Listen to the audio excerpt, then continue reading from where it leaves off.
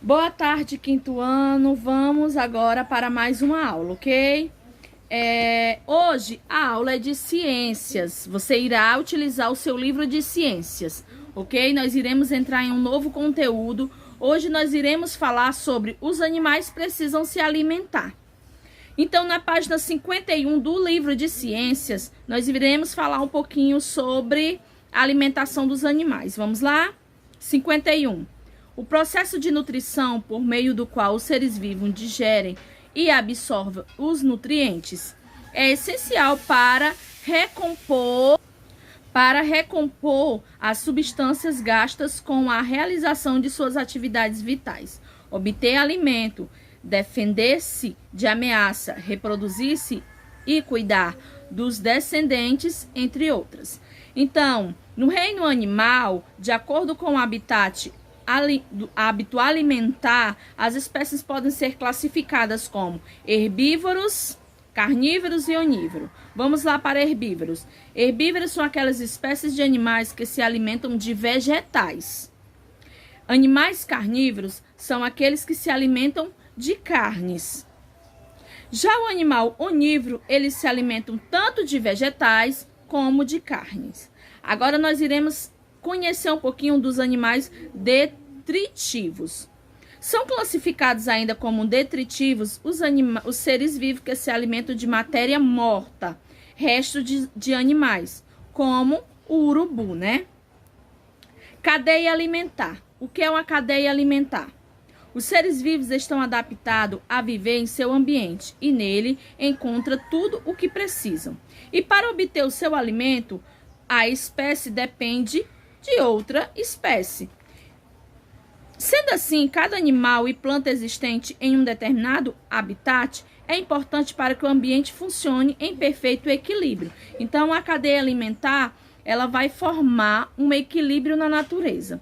Chamamos de cadeia alimentar o ciclo da matéria e energia que ocorre entre os seres vivos, ok? Componentes da cadeia alimentar. Existem os animais produtores, consumidores e decompositores, né? Agora vamos conhecer um pouquinho, né?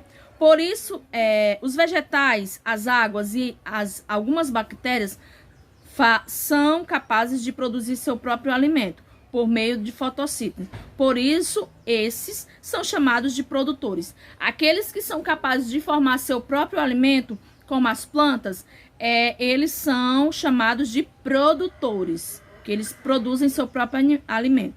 Já os consumidores são capazes de produzir seu próprio alimento, por isso consomem outro. Eles não são capazes de produzir seu próprio alimento, por isso consomem outros seres vivos. Os animais são chamados de consumidores, porque eles se alimentam de outros seres vivos. Entre os consumidores existem os herbívoros e os carnívoros. Agora vamos para os decompositores. Além dos produtores e consumidores, existem os decompositores. Algumas algas e fungos são incluídos nesse grupo, pois fazem com que os restos dos seres mortos sejam decompostos em partes cada vez menores, liberando água e sais minerais e outras substâncias no ambiente. Essa decomposição enriquece o solo e auxilia no desenvolvimento dos vegetais. Assim, todo o ciclo recomeça. Aí aqui nós vamos, na página 53, nós vamos observar uma cadeia alimentar. Ok? Você está observando? Vamos para a nossa atividade, página 54. Monte no espaço abaixo uma cadeia alimentar com todos os componentes. Faça o desenho dos seres vivos e escreva o nome de cada um. Não se esqueça de indicar com setas como ocorre o ciclo de energia. Aí você vai fazer o desenho e vai responder como é que ocorre. Agora responda, né?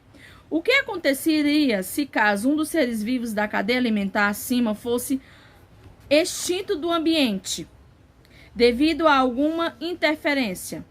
Gente, se fosse extinto, né, algum animal, né, não existisse mais, haveria um desequilíbrio ecológico, tá bom? Haveria um desequilíbrio na natureza. Então, por isso que um animal depende do outro. Na 2, leia o texto a seguir, o rei dos urubus. E vamos responder. A. De acordo com o hábito alimentar, como o urubu-rei pode ser classificado? Ele é classificado como detritivo, não é isso? B. Por que essa espécie aborda a caçada de um animal antes dos demais urubus? Porque o urubu-rei possui um bico mais forte que as demais espécies, que é capaz de romper o couro dos animais mortos. C.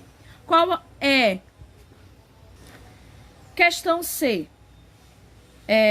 Qual é a importante função que os animais que se alimentam de outros animais mortos desempenham no meio ambiente?